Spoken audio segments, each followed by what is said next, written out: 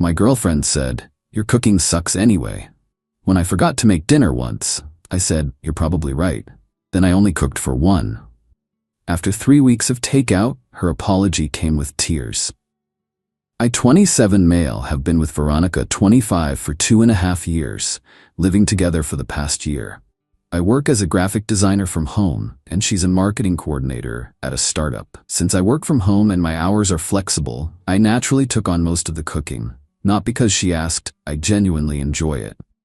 Been perfecting recipes since college. Last Thursday was absolute chaos. Client emergency, deadline moved up by a week, working since 6 a.m. Around 7 p.m. Veronica walks in and immediately asks, "What's for dinner?" I looked up from my screen, realized I hadn't even thought about food. "Sorry babe, been swamped." "Haven't started anything? We could order Thai?" Her face went cold. "Seriously?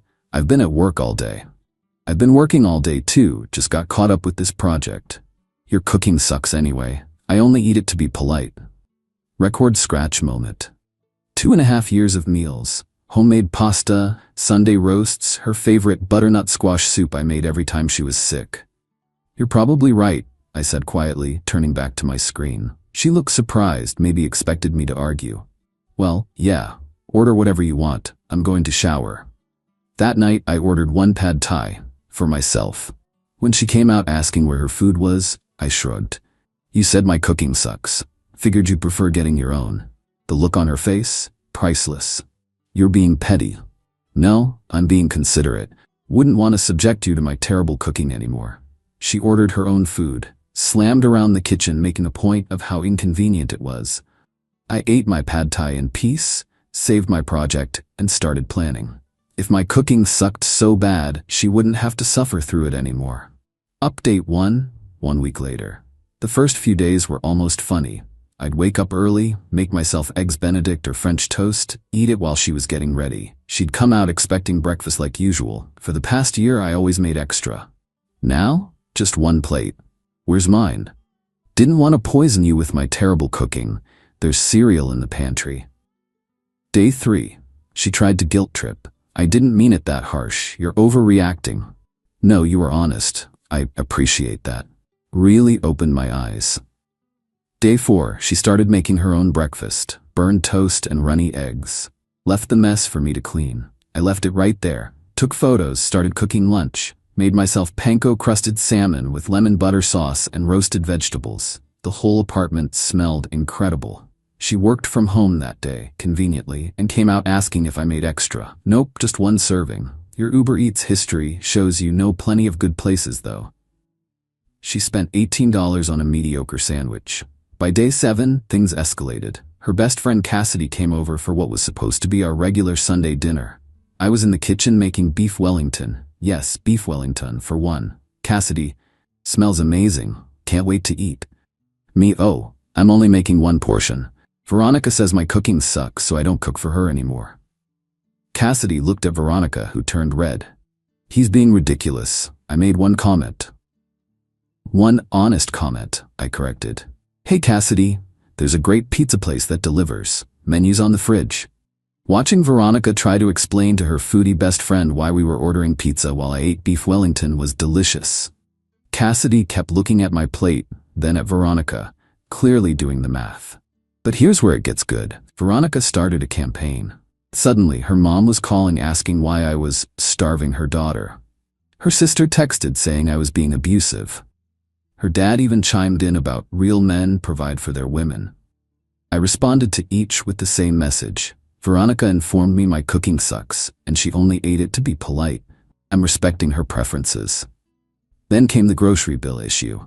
See, we split groceries 50-50, but I did all the shopping. Since I was now cooking for one, my grocery bill dropped from $400 a month to about $150.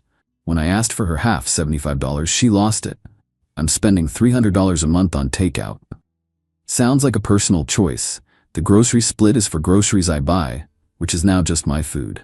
She actually called me financially abusive for buying my own groceries.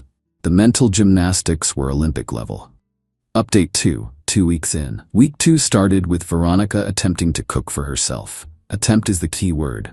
She made spaghetti, somehow burnt the bottom while the top was still crunchy. The smoke alarm went off twice. She threw the whole pot in the sink and stormed off. I made myself carbonara that night, from scratch, with homemade pasta. She ate cereal in angry silence. Tuesday, she tried a compromise. Okay, I'm sorry I said your cooking sucks. Can we go back to normal now? Do you actually think my cooking is good, or are you just hungry? Silence. That's what I thought. I'm good with the current arrangement. Wednesday was when she went nuclear. Posted on social media about how her boyfriend was withholding food as punishment and creating a hostile living environment. The comments were mixed until I responded with a simple, I offered to cook for you. You said my cooking sucks, and you only ate it to be polite. I'm respecting your opinion. You have full access to the kitchen and groceries. Her friends started asking questions she couldn't answer. Like why she wanted food that supposedly sucked. Like why she couldn't cook for herself. Like why a grown woman needed her boyfriend to feed her. Thursday, her mom showed up unannounced with groceries. Tried to guilt trip me while Veronica sat there looking smug. A good man takes care of his woman, regardless of silly fights. I agreed. That's why I'm not forcing her to eat food she finds disgusting anymore. That would be cruel. Her mom tried to cook dinner for us. Emphasis on tried. Burnt the chicken, underseasoned everything, rice was mush. I politely declined and made myself a quick stir-fry. The CBF from both of them could have powered a wind farm. Friday was the breaking point. Veronica's company had their monthly potluck. She signed up to bring her famous spinach artichoke dip.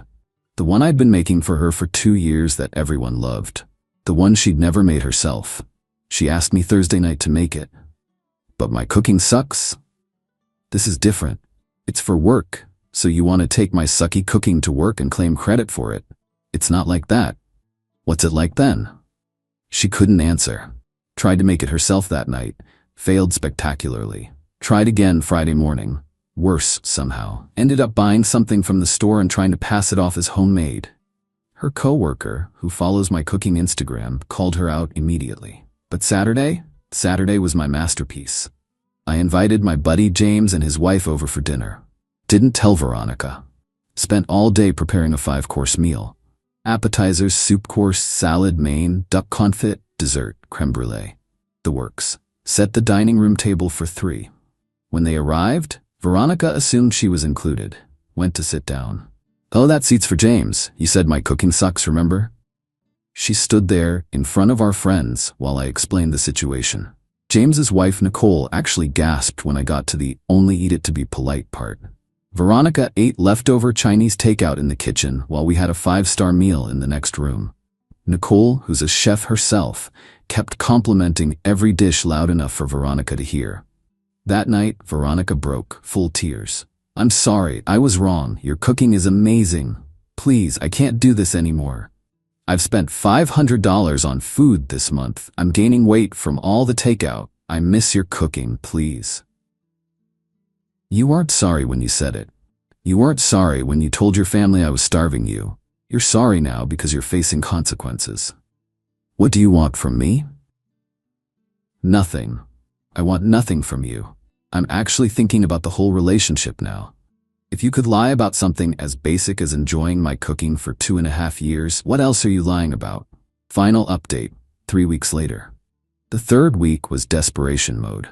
Veronica tried everything, cooking classes, quit after 1 lesson, meal prep services, $200 week, canceled after seeing the bill, moving back to her parents temporarily, lasted 2 days before her mom sent her back, trying to seduce me, hard pass when she'd spent 2 weeks calling me abusive online. Then she did something that sealed the deal. She called my mom who taught me to cook, my mom who spent years perfecting recipes with me, my mom who was proud that her son could take care of himself and others, told her I was being cruel and manipulative, that I was starving her and acting like a child. My mom asked one question, did you tell him his cooking sucks? Well, yes, but... Click. My mom hung up, then called me laughing. She really thought I'd take her side after insulting my teaching? That was Thursday. Friday, I came home to find Veronica had ordered grocery delivery. $300 worth of ingredients for meals she'd found on Pinterest. The kitchen was a disaster. Flour everywhere, 3 pans burnt, something unidentifiable in the oven that might have been chicken at some point.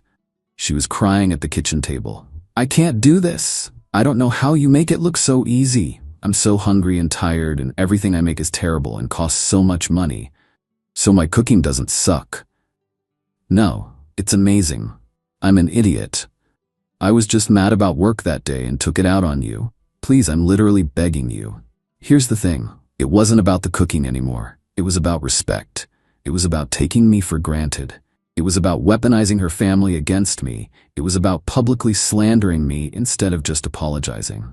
I'm done. Veronica, this isn't about food. It's about you showing me who you really are when you don't get your way. You're ending our relationship over cooking? No, I'm ending it over respect. Pack your things. The meltdown was epic. Called me every name in the book. Said I'd wasted her time. That no woman would put up with someone so petty. That I'd die alone. I just kept cooking my dinner. 1 perfectly seared ribeye, garlic mashed potatoes, grilled asparagus. She was still screaming while I plated it. "Seriously? You're cooking right now?"